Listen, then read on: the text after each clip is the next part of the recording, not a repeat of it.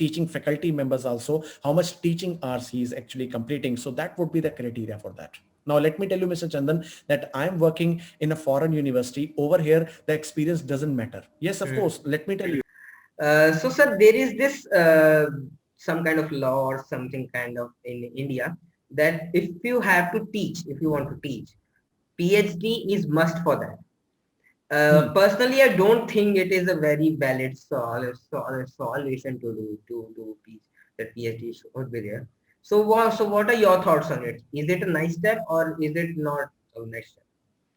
Sir, first of all, I would like to tell you that PhD is a degree which is only focusing towards that how you are contributing something better in a particular component or a particular proposal to a particular application area, which means that you are actually contributing something or innovating something for a particular area, which is actually good. It is having the different direction.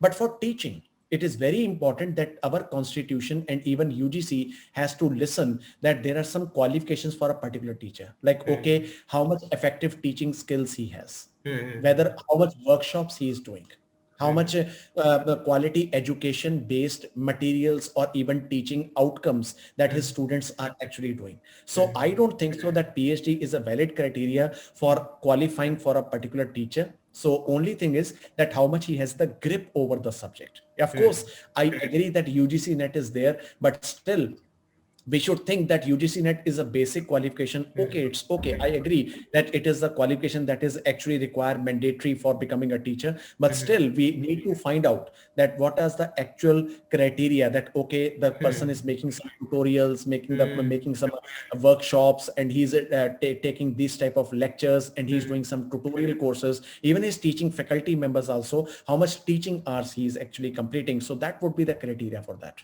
Now, let me tell you, Mr. Chandan, that I'm working in a foreign university. Over here, the experience doesn't matter. Yes, of course. Let me tell you, over here, even if you work for five years, it is not like your experience. When you have to apply for associate professor, they have to count your teaching hours. That, okay, you have total 3,000 teaching hours. That is your experience.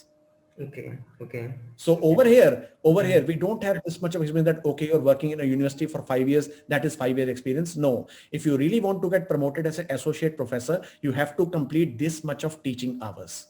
And that much of teaching hours, we have a teaching statement that, okay, from this hour, we have done this much, this percent, this much. And then what's the outcome and what was the student feedback and what other things. And then we can say that we are actually qualifying for the teaching score and we are ready for the promotion to associate or full professor.